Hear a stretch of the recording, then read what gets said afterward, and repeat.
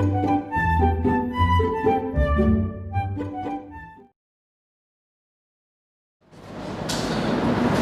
Morning dear students, welcome back to my channel that is mind your science. और आज कुछ दिनों बाद हम इस वाले टॉपिक पे आज मैं वीडियो बना रहा हूँ। Neat and JEE main special unit चल रही है हमारी, क्योंकि हमारी +1 की सेकेंड यूनिट है बेटा, स्ट्रक्चर ऑफ एटम। इससे पहले हमने सारे जो टॉपिक्स थे मेन कवर कर लिए और मैंने लास्ट में आपको फिलिंग ऑफ ऑर्बिटल्स के बारे में पढ़ाया था। तो आज हम इसी विषय को कंटिन्यू करेंगे, स्ट्रक्चर ऑफ एटम को, और इसी के जो क्वेश्चंस हमारे अब रह गए थे हमारे, तो उनको हम डिस्कस करेंगे बेटा। तो आज का जो लेक्चर रहेगा क्लोजिंग लेक्चर रहेगा हमारा स्ट्रक्चर ऑफ एटम का, और इसके कुछ क्वेश्चंस आपके साथ मैं शेयर करूंगा और कुछ क्वेश्चंस हमारे जो प्रैक्टिस क्वेश्चंस है वो भी, उनके भी आंसर्स आपके साथ शेयर किए जाएंगे। तो अब मैं सीधा आपको लिए चलता हूँ आज के टॉपिक पर, और आप देख रहे हैं मेरे साथ माइंड योर साइंस चैनल, और मैं चंद्र प्रकाश आपके साथ ये वीडियो शेयर कर रहा हूँ। तो now will do the direct question पे लिए चलता हूँ मैं। आज का जो पहला प्रश्न है बेटा, दैट इज क्वेश्चन नंबर 35 है बेटे, और ये हमारा 2017 में आया है। देखो क्वेश्चन क्या है, विच of the following is a wrong statement. इनमें से कौन सा जो है रॉन्ग स्टेटमेंट है बेटा? सबसे पहले ए, uncertainty principle is delta E into delta T greater than equal to h upon 4 pi। Option B लिखेंगे आप हमारे साथ। Half filled and full filled, आधे भरे हुए या पूरे भरे हुए filled orbitals have greater stability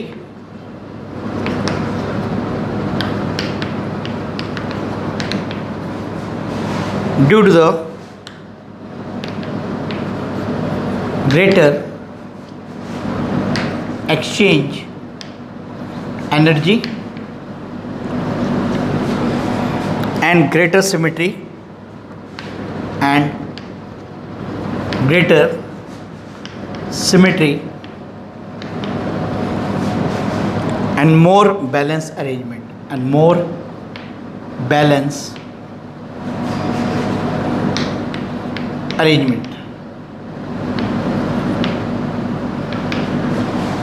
and the third point is C option, energy of 2s orbital is less than energy of 2p orbital in case of hydrogen like atom,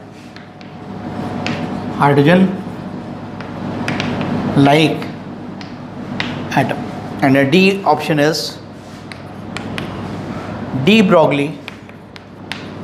discuss किया गया था आपके साथ। De Broglie wavelength is given by lambda is equal to h upon mv। मैं अब एक एक point आपके साथ डिस्कस करूंगा और फिर हम इसके आंसर को लिखेंगे बेटा। कहता है कि इनमें से कौन सी स्टेटमेंट जो है गलत है बेटा। अनसर्टेनिटी प्रिंसिपल मैंने आपको पढ़ाया है बेटा, क्या होता है? Uncertainty in position into momentum is greater than equal to h upon 4 pi. और ये जो मैंने आपको पॉइंट बताया था, uncertainty in energy and uncertainty time is quantum physics का टॉपिक है। और ये क्या होता है, h/2 होता है। तो इसका मतलब यहाँ पर h/2 4 पाई लिखा हुआ है, तो दिस स्टेटमेंट इज रॉन्ग। समझ आ गया यहाँ पर? अगर तो ये कई बार बच्चे क्या होंगे, कंफ्यूज हो जाएंगे, h/4 पाई समझेंगे तो इसको सही मान लेंगे। और मैंने पहले भी आपको समझाया था कि this is a topic of quantum physics, uncertainty in energy, uncertainty in time, और ये रिलेशन आता है h/2, नॉट एनी पाई वगैरह। तो ये मैंने आपको इक्वेशन लिखवाई हुई है। अब आधा भरा हुआ, पूरा भरा हुआ ऑर्बिटल स्टेबल होता है, बिल्कुल सही। इसका मैं जो एक्सचेंज एनर्जी वाली बात आपको एलोबरेट करके समझाऊंगा। Energy of 2s is less than 2p। पता ही है 2s में 2 + 0 2 आ गया, और 2p में क्या आ गया 2 + 1 3। तो 3 इज़ ग्रेटर दैन दिस, तो इसकी एनर्जी क्या है, लोअर। इसका मतलब ठीक है। और डी ब्रॉगली वेवलेंथ जो है ये भी हमारी ठीक है। सिर्फ कन्फ्यूजन करने के लिए यहाँ पर h/4 पाई रखा हुआ है, तो कई बच्चे इस स्टेटमेंट को भी सही मान लेंगे, जबकि ये स्टेटमेंट हमारी क्या है बेटा, गलत है। अब मैं आपके साथ एक्सचेंज एनर्जी वाली बात समझाऊंगा, कैसे हाफ फील्ड जो होते हैं ये एक्सचेंज एनर्जी करते हैं और उनकी सिमेट्री कैसे करती है और कैसे इसको बैलेंस करते हैं। ये टॉपिक मैं आपको समझा देता हूँ बेटा। देखो ध्यान से, एक्सचेंज एनर्जी क्या है। थ्योरेटिकली हमने ये टॉपिक नहीं पढ़ा है, तो एक्सचेंज एनर्जी आपके साथ शेयर की जा रही है। अब देखो बेटा, यहाँ पर अगर सपोज डी में 5 इलेक्ट्रॉन्स हैं बेटा, तो पहला इलेक्ट्रॉन इसके साथ एनर्जी शेयर करेगा, इसके साथ करेगा, इसके साथ करेगा और इसके साथ करेगा, तो कितनी वे आ जाएगी, 4 वे एनर्जी शेयरिंग। इसके बाद क्या करते हैं, फिर से ले लिया हमने यही शेल, इससे अगला वाला इलेक्ट्रॉन इसके साथ करेगा, इसके साथ शेयर करेगा, इसके साथ करेगा, कितनी वेज हो जाएगी, 3 वेज। और इसी तरीके से और आगे चलते हैं हम, एक आगे की तरफ शिफ्ट करना है इसके साथ, इसके साथ, तो कितनी आ जाएगी, 2 वेज। और इसके बाद हम लास्ट की बात कर रहे हैं, तो यहाँ पर हमारे पास ये इसके साथ शेयर करेगा, तो कितना आ जाएगा, 1 वेज। तो यहाँ पर 4 + 3 7 + 2 9 + 10 वेज हो जाती है। और अगर सपोज इलेक्ट्रॉन्स इसमें 4 होते हैं, तो इसकी एक्सचेंज एनर्जी देखो कितनी आती है बेटा, 1 2 3 के साथ शेयर किया, 4 है अभी इलेक्ट्रॉन्स, अगर 4 होते हैं, अब ये वाला इसके साथ करेगा, इसके साथ करेगा, 2। समझ ही गए होंगे आप, एक एक वैल्यू कम होती चली जाएगी। मैं ये आपको पूरा प्रोसेस समझा रहा हूँ, शॉर्टकट में तो आपने याद कर लेना है। देखो 3 + 2 + 1 कितना आ गया, 6 वेज। तो एनर्जी शेयरिंग यहाँ पर क्या हुई, 10 वेज हुई, और यहाँ पर एनर्जी एक्सचेंज कितनी हुई, 6 वेज। तो जितनी एक्सचेंज एनर्जी ज़्यादा होगी, more will be the stability, more will be the stability. तो ये आपका पॉइंट था कि what is meaning of exchange energy, जो कि मैंने आपके साथ पूरा एक्सप्लेन कर दिया। तो ये आप टॉपिक ध्यान से नोट कर लें।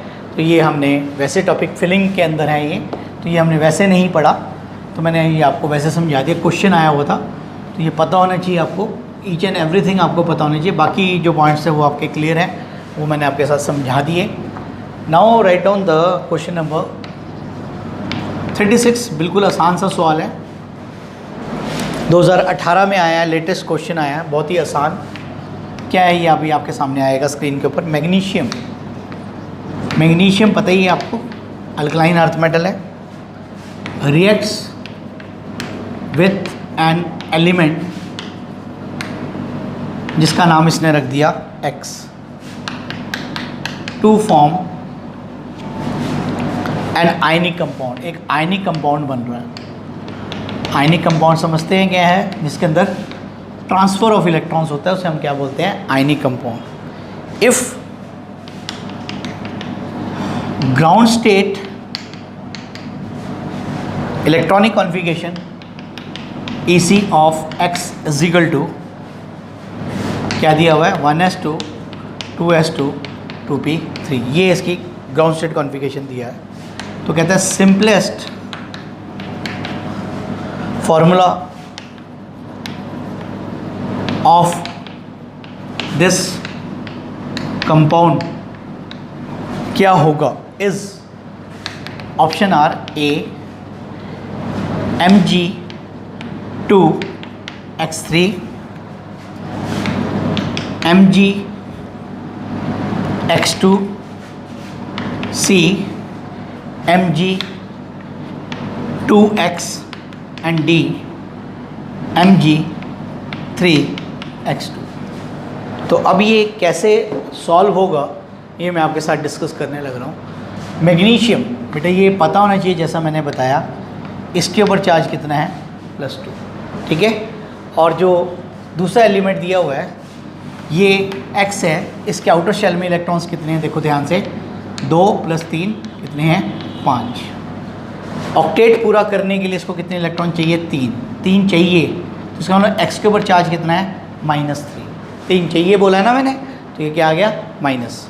अब जब फॉर्मूला बनाते हैं चार्ज क्रॉस मल्टीप्लाई हो जाता है, तो क्या आ जाएगा Mg3x2, और आप देख रहे हैं किसके साथ मैच कर रहा है हमारे ऑप्शन डी के साथ। तो कैसे है ये सोल्यूशन, ये इसका सोल्यूशन है सिंपल सा जो आपकी स्क्रीन के ऊपर है, और समझ आ गया होगा हाउ टू डू दिस। दोबारा बता देता हूँ, यहाँ पर हमारे टोटल इलेक्ट्रॉन 3 और 2 5, इसको कितने इलेक्ट्रॉन चाहिए 3 चाहिए, मतलब इसके ऊपर चार्ज है -3, और -3 के कारण इसका जो चार्ज ये फॉर्मूला बना ये वाला बन गया। अब इसके बाद नेक्स्ट क्वेश्चन नंबर 37, ठीक है। आज काफ़ी दिनों बाद ये यूनिट कवर कर पा रहा हूँ मैं आपके साथ, तो आप इस वीडियो को ध्यान से देखें, बीच में गैप पड़ गया था, और ये यूनिट आज हमारी ख़त्म हो जाएगी बेटा। क्वेश्चन नंबर 37 भी अगेन स्टेटमेंट्स का है, ये भी लेटेस्ट पेपर में आया 2018 का। Which one is wrong statement, which one is wrong statement, कौन सी इसमें से स्टेटमेंट जो है वो गलत है बेटा। ए, इसके लिए पूरी नॉलेज होनी चाहिए, total orbital angular momentum of electron in s orbital is equal to 0। पहले आप लिख लें, फिर मैं आपको एक each and every point I will discuss with you. इसमें से पूछा गया कौन सी स्टेटमेंट रॉन्ग है बेटा। एंड ऑर्बिटल्स के बारे में बात कर रहा है। Orbital is designated by 3 quantum numbers while an electron in an atom is designated by 4 quantum number। ठीक है, ये लिख लें आप, मैं आपको एक एक वर्ड समझाऊंगा, फिर इसके साथ आंसर ढूंढेंगे। Electronic configuration of nitrogen atom is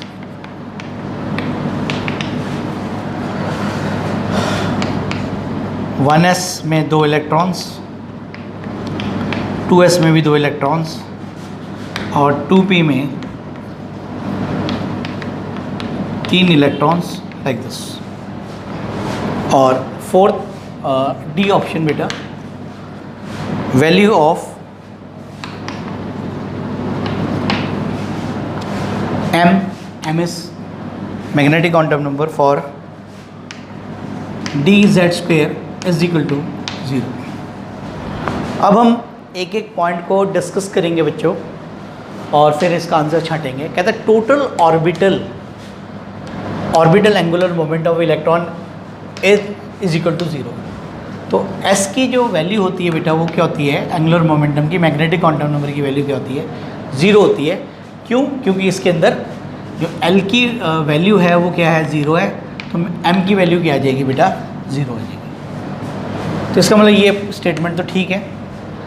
and orbital को डेजिग्नेट करने के लिए 3 क्वांटम नंबर्स यूज़ किए जाते हैं। पहले 3 कौन कौन सा, प्रिंसिपल, एंगुलर एंड मैग्नेटिक। और जो इलेक्ट्रॉन है उनको डेजिग्नेट करने के लिए 4 क्वांटम नंबर शो किए जाते हैं कि जो चौथा है वो क्या करता है, इलेक्ट्रॉन की स्पिन के बारे में बताता है। तो ऑर्बिटल में कोई स्पिनिंग ही नहीं है, इलेक्ट्रॉन की स्पिनिंग, इसका मतलब ये भी राइट आंसर है। अब इलेक्ट्रॉनिक कॉन्फ़िगरेशन ऑफ नाइट्रोजन, ये 2 इलेक्ट्रॉन ठीक भरे हुए हैं, इसमें ठीक भरा हुआ है, इसमें इसने क्या करा है, एक इलेक्ट्रॉन को उल्टा कर दिया। ठीक है, या तो तीनों के तीनों उल्टे होते या तीनों के तीनों क्या होने चाहिए थे, सीधे होने चाहिए थे। इसने यहाँ पर क्या करा, इसकी जो सिमेट्री है वो क्या कर दी, बदल दी, और इस कारण से दिस पॉइंट इज़ रॉन्ग। अब अगली भी कंफर्म करेंगे। एम की वैल्यू dz² के लिए क्या होती है, 0 होती है, फिक्स है ये वैल्यू। तो इसका मतलब ये भी पॉइंट हमारा क्या है बेटा, ठीक है। तो इस तरीके से इस क्वेश्चन को हमने किया। अब हम बात करेंगे अगले प्रश्न की। ये सारा मैंने आपको एक्सप्लेन कर दिया, एक एक क्वेश्चन आपके साथ पूरा डिस्कस करके समझा रहा हूँ, ठीक है। और इस तरीके के जितने भी क्वेश्चंस आपके होंगे वो आप अपने आप सॉल्व कर पाएंगे। एक बार आपको हिंट मिल जाता है तो आप अपने आप उन क्वेश्चंस को कर पाते हैं, ठीक है। हर क्वेश्चन का अलग टिपिकल स्टाइल होगा, सेम नहीं होगा। मैं बार बार कह रहा हूँ कि क्वेश्चंस कभी सेम नहीं होते। अगर सेम होते फिर तो 1-2 टॉपिक्स पढ़ाकर बिल्कुल क्लियर। ये 2019 का लेटेस्ट पेपर का क्वेश्चन है। देखो क्या दिया है इसने, 4D 5P 5F and 6P orbitals, ये ऑर्बिटल्स दे रखे इसने, are arrange in order of decreasing, नीचे की तरफ decreasing energy, full stop. The correct option is, correct इसमें से ऑप्शन कौन सा है, correct option is option A, 5F is greater than 6P, 6P is greater than 5P and 5P is greater than 4D.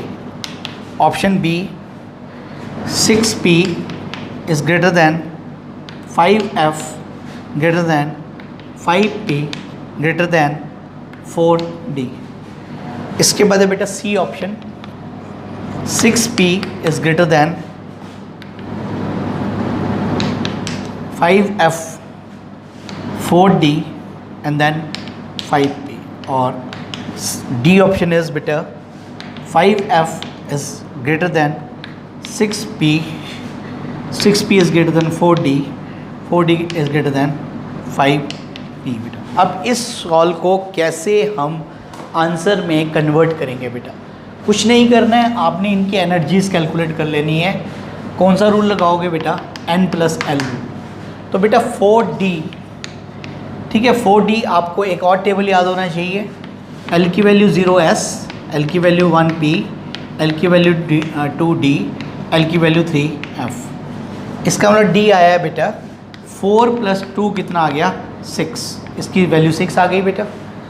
इसके बाद है 5P बेटा, 5P मतलब 5 + 1 अगेन 6, ठीक है बेटा, ये दोनों सेम आ गई। लेकिन 4 क्वांटम नंबर छोटा है तो इसका मतलब इसकी एनर्जी कम हुई, लेस हुई, इसकी क्या होगी, मोर। इसके बाद आ जाओ 5F, 5F में क्या आ गया, 3 + 5 + 3 8, और लास्ट इज 6P, 6P में 6 + 1 7 बेटा। तो अब सबसे पहले आप देखें, सबसे मतलब आप इंक्रीजिंग डिक्रीजिंग ऑर्डर में लगाना है। सबसे ज़्यादा कौन सा आ गया, 5F, उसके बाद 6P, उसके बाद ये वाला 5P, और उसके बाद लास्ट में आएगा कौन सा 4D। तो ये हमारा, इसका मतलब ये ऑप्शन हमारा करेक्ट आंसर है, जो आप देख सकते हैं। बाकी किसी के साथ ये मैच नहीं कर रहा है। तो दिस इज़ योर क्वेश्चन। आप ध्यान से नोट कर लें इसको कैसे किया है। मैंने आपको सारा टेबल बनाकर समझाया। तो इसमें हमारा कौन सा रूल लग रहा है, N+L rule we are following in this. तो ये था हमारा 38 क्वेश्चन।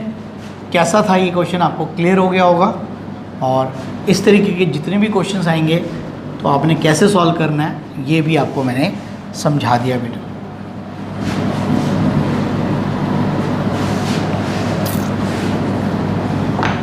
इसके बाद we have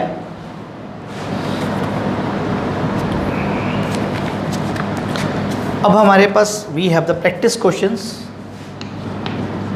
from whole the unit. Practice questions करेंगे अब हम, इनको डिस्कस करेंगे और ये आप देखेंगे कि आसान ही है। Question number 1, first question, in which one of the following pairs जोड़े the two species, जो दो स्पीशीज है, are both iso electronic, same number of electrons and isotopic।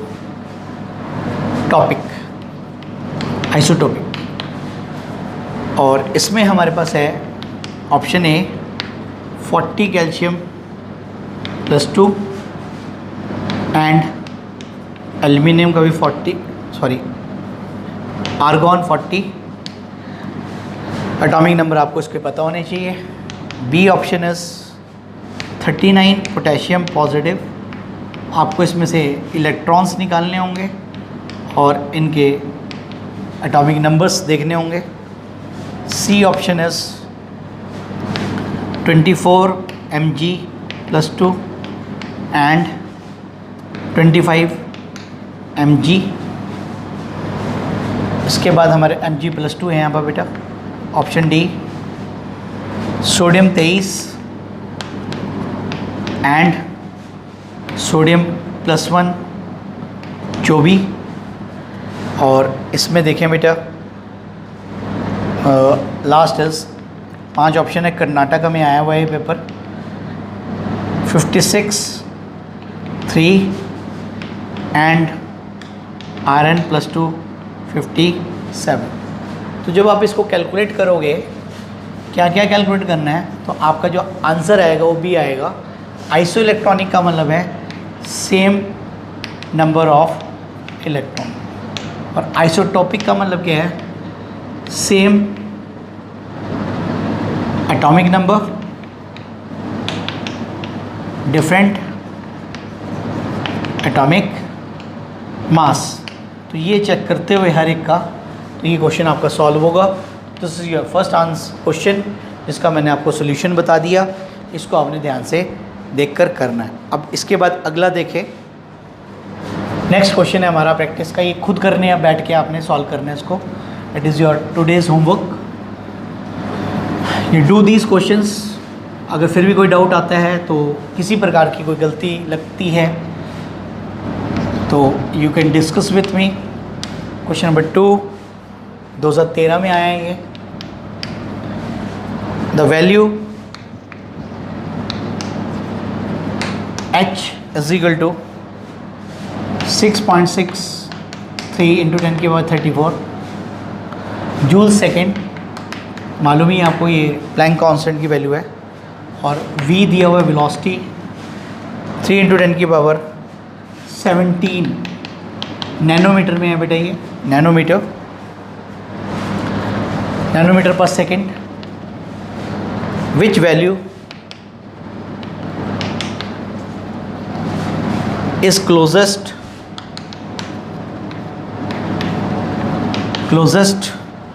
to the wavelength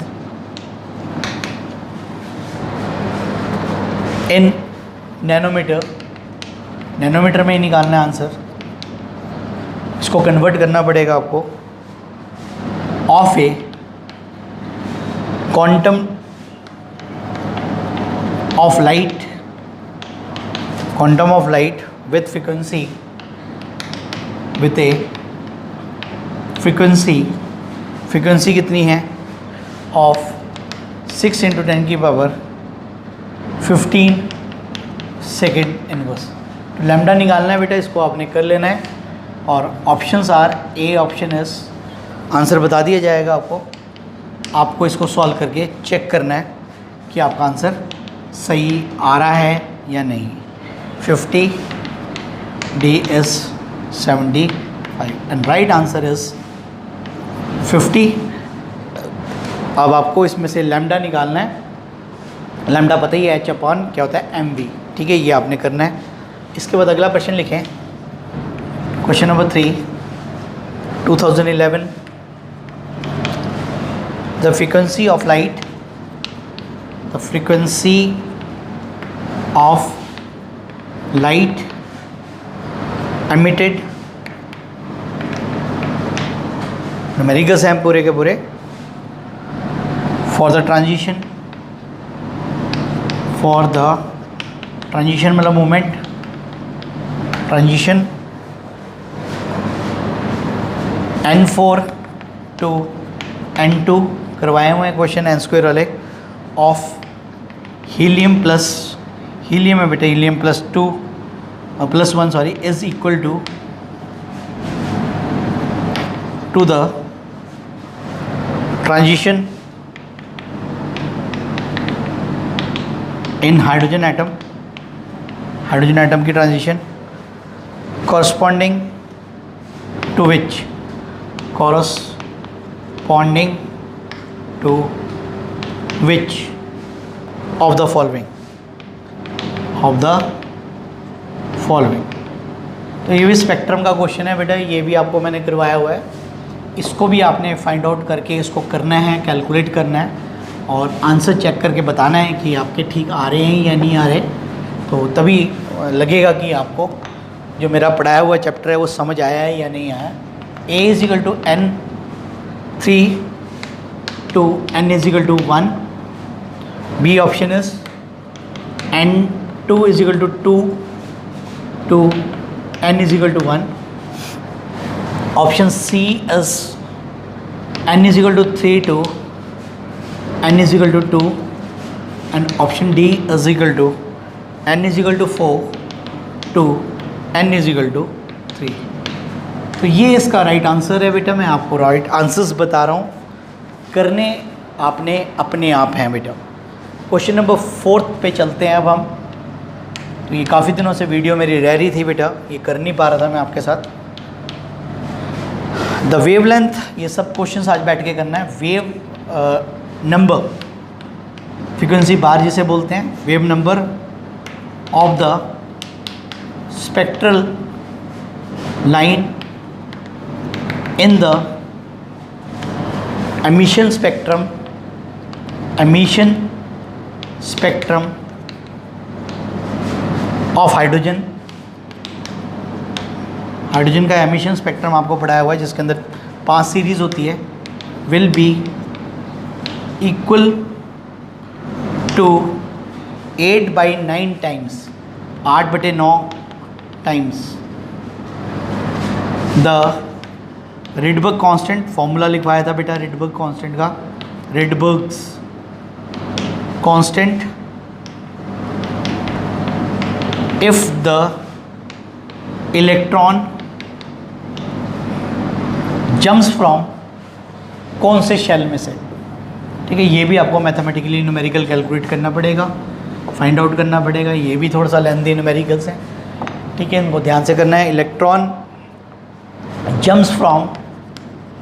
jumps from बेटा ऑप्शन ए n = 3 से n = 1। Spectral lines के काफ़ी numerical आ रहे हैं, आप देख रहे हैं। n = 10 to n = 1, C n = 9 to n = 1, and the n is equal to 2 to n is equal to 1। तो इसका जो राइट ऑप्शन दिया हुआ है आंसर दैट इज़ ए। तो this you have to calculate. मैं आंसर्स आपको इसलिए साथ साथ बता रहा हूँ, आप सोच रहे होंगे कि सर आंसर क्यों बताए जा रहे हैं हमें, कि आपको आंसर्स के क्लोज पहुँचना है। ठीक है, you have to do this sorry question yourself और कॉन्फिडेंस से करना है। स्पेक्ट्रल लाइन के जो ये क्वेश्चंस आ रहे हैं लगातार आ रहे हैं, ये इस तरीके के क्वेश्चंस आते हैं और इनको तैयारी करनी है बेटा। अगेन अगला क्वेश्चन भी इसी तरीके का ही है। इसका मतलब जितने भी क्वेश्चंस आ रहे हैं ज़्यादातर स्पेक्ट्रल लाइंस पे आ रहे हैं। 2011 में आया है ये question. According to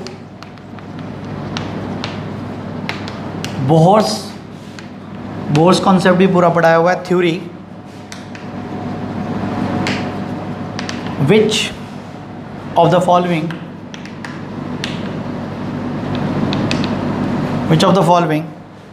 transition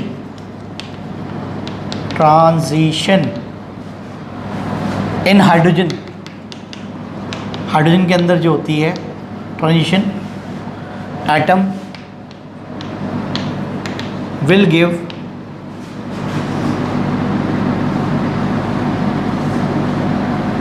rise to least मतलब सबसे कम, least energetic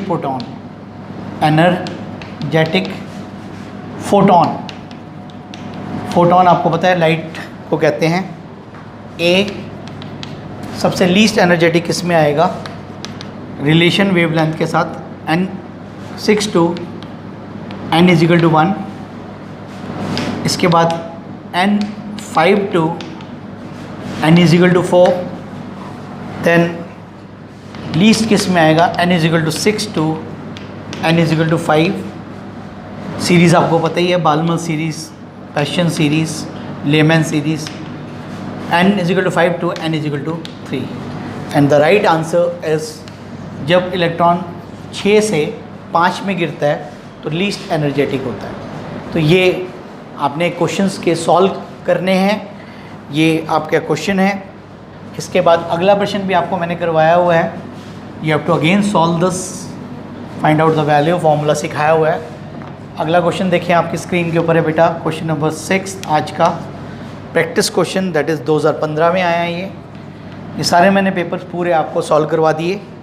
the angular momentum of electron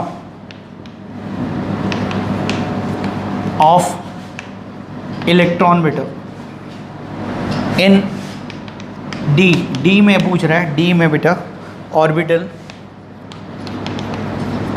is equal to, निकालना आता है, सिखाया हुआ है आपको। ऑप्शन ए 2 × √3 का h बाहर है बेटा। B option is 0h, then we have 6 × h, √6 × h, then √2 × h, and right answer is √6h। ये भी आपने करना है। इसके बाद मैं आपको एनर्जी का फॉर्मूला बताऊंगा 7th का, और ये क्वेश्चन ही है हमारा। अब ये क्वेश्चन देखो कैसे आया हुआ है।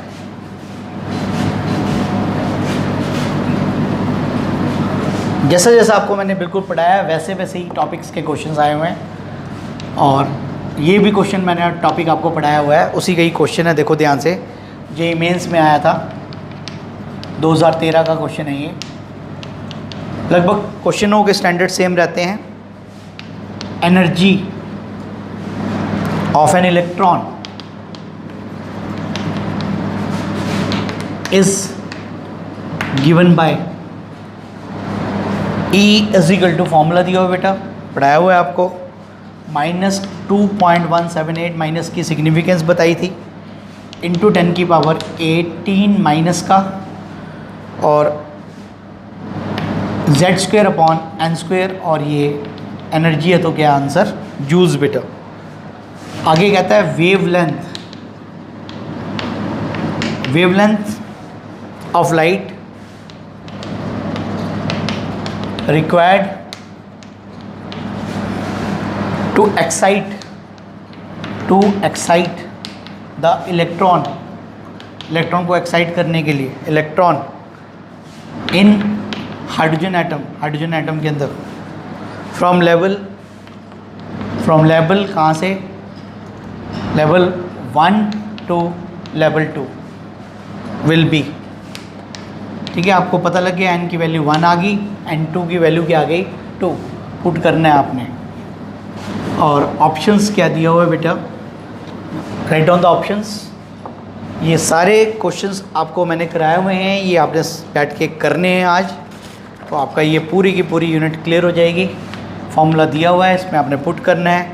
ऑप्शन ए इज़ 8.500 इंटू 10 की power -7 metre, then B is 1.214 into 10 की power -7 metre, option C 2.816 into 10 की power -7 metre, option D 6.50 into 10 की power -7 metre, and right option is the B, जो आपका आंसर है।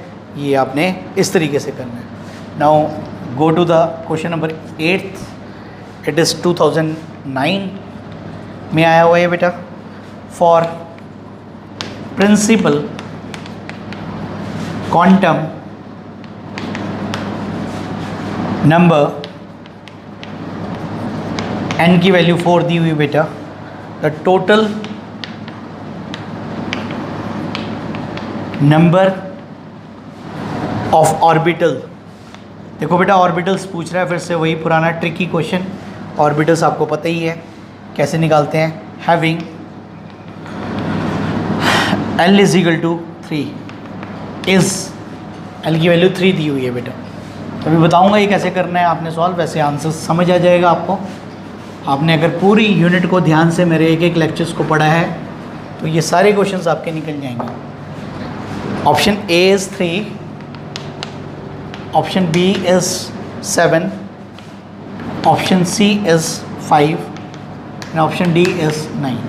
बेटा यहाँ पर आपको n की वैल्यू 4 दी हुई है और l की वैल्यू 3 दी हुई है।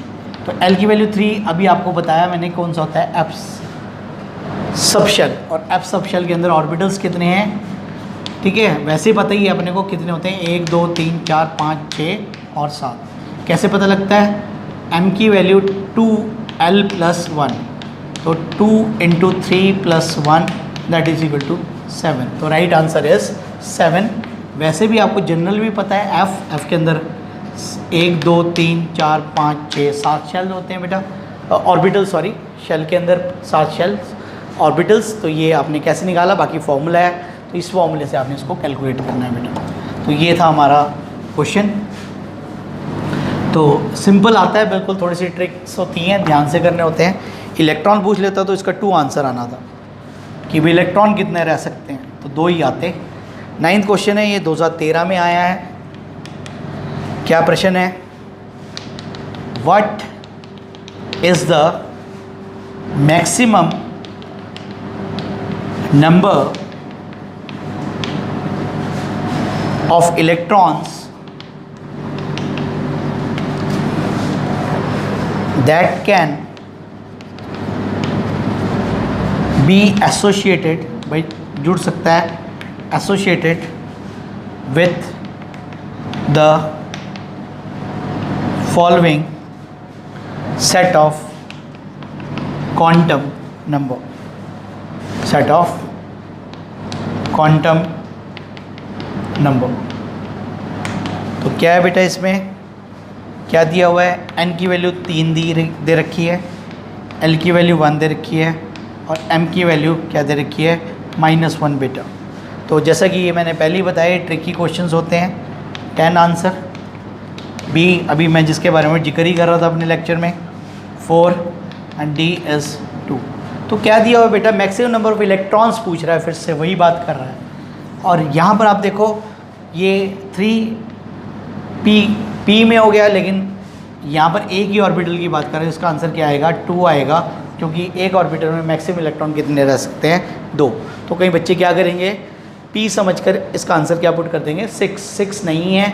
ऑर्बिटल पूछ रहा है बेटा, एक ऑर्बिटल की स्पेसिफिकेशन दे रखी है, ये तो हमें पता है कि भाई P में 3 ऑर्बिटल्स होते हैं बेटा, और P ऑर्बिटल में टोटल 6 इलेक्ट्रॉन्स रह सकते हैं, लेकिन सिर्फ ये एक की बात कर रहा है, ये -1 है, ये 0 है, ये +1 है बेटा। तो इसलिए आपने ध्यान रखना है एक ऑर्बिटल में इलेक्ट्रॉन्स कितने हैं, 2। तो ये इस वजह से ट्रिकी क्वेश्चन है, इसमें मैक्सिमम बच्चे क्या करते हैं 6 आंसर पुट कर देते हैं, जल्दबाजी करते हैं। तो ये इस तरीके के ट्रिकी क्वेश्चंस के अंदर गड़बड़ हो जाती है, और आपको पता ही है नेगेटिव मार्किंग होने के कारण आपके नंबर कम हो जाते हैं बेटा। और आपने बहुत ही ध्यान से इसलिए करना है, एक एक बात बताई जा रही है। 216 क्वेश्चंस वैसे माइंड में आ जाते हैं जब हम करने लग जाते हैं। अब मुझे भी काफ़ी क्वेश्चंस याद हो गए हैं। हाउ मैनी, जैसे ही मैं क्वेश्चन को लिखता हूँ मेरे आंसर्स दिमाग में आने लग जाते हैं। Electrons can fit in the orbital, फिर से कह रहा है ऑर्बिटल, देखो ध्यान से, बस पढ़ना है टॉपिक को। Orbital for which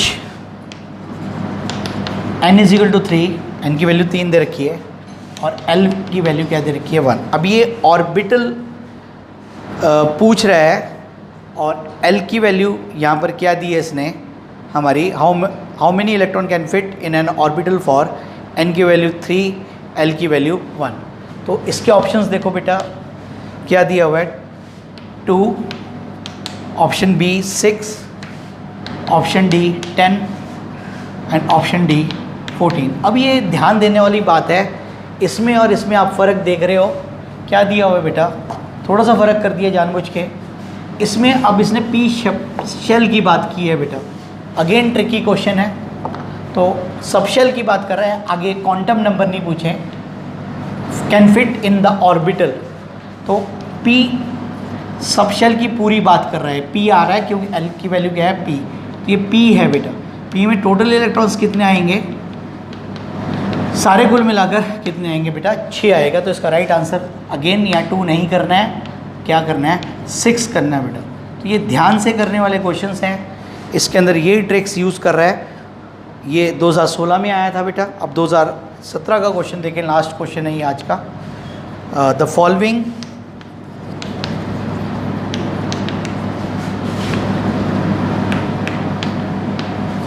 quantum number are possible, तो मैक्सिमम क्वेश्चन आपके क्वांटम नंबर्स पे हैं। Possible for how many orbitals, again orbitals का क्वेश्चन है बेटा। और इसमें क्या वैल्यू दे रहा है बेटा, आप देखें n की वैल्यू 3, l की वैल्यू अब चेंज कर दी 2 कर दी बेटा, और m की वैल्यू भी दे रहा है, m की वैल्यू क्या दे रहा है बेटा, +2 दे रहा है। तो आप समझ गए एक ही ऑर्बिटल की बात कर रहा है। तो हाउ मेनी ऑर्बिटल पूछा है, तो ये ध्यान रखना है, फिर से वही गलती हो जाती है, इलेक्ट्रॉन तो 2 होंगे, ऑर्बिटल कितना होगा बेटा, 1 होगा। तो ये आपने बहुत ही ध्यान से, इनके ऑप्शंस बहुत ही क्लोज होते हैं, तो ज़रा सा भी गलती करी, A is 1, B is 2, C is 3 and D is 4। तो मैं फिर से आपको बता देता हूँ, बहुत क्लियरिटी से क्वेश्चंस बताए गए हैं। देखो बेटा यहाँ पर आपको कंफ्यूज पूरा करने की कोशिश की गई है।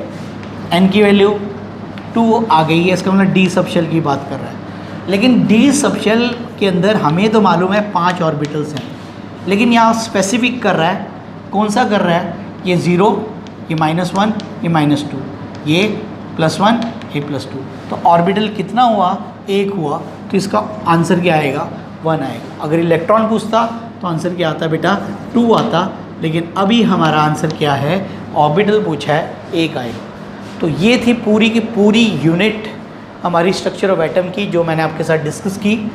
पूरे सीक्वेंस में सारा का सारा पढ़ाया, 1 सेकंड भी ब्रेक नहीं लिया, ठीक है। और आज आपने इन क्वेश्चंस को करने हैं जो मैंने आपके साथ शेयर किए, कुछ तो सॉल्व कर ही दिए मैंने और हिंट्स भी दे दिए बेटा, तो बाकी आपका थोड़ा सा ये हो जाएगा। और इस तरीके के आज का जो ये पूरा टॉपिक है, इसको पूरा का पूरा आपने पूरा गो थ्रू कर लेना है, और इसके जितने भी सैम्पल पेपर्स हैं आपके पास अगर अवेलेबल हैं, आप डाउनलोड कर लें नेट से, तो उनको करने की कोशिश करें। और इस तरीके से आपकी जो इसकी प्रिपरेशन है वो अच्छी हो जाएगी। मैंने अपनी तरफ से तो जितने भी मैक्सिमम क्वेश्चंस थे जो हमारे आए हुए थे वो मैंने आपके साथ डिस्कस कर दिए बेटे इस चैप्टर के। तो लगभग 37 प्लस ये आपके मेरे ख्याल से 11, तो लगभग 50 के करीब क्वेश्चंस हमने डिस्कस कर लिए बेटा। तो ये था आज का लेक्चर और आप देख रहे हैं mind your science channel. Thank you for watching my channel, that is mind your science. धन्यवाद।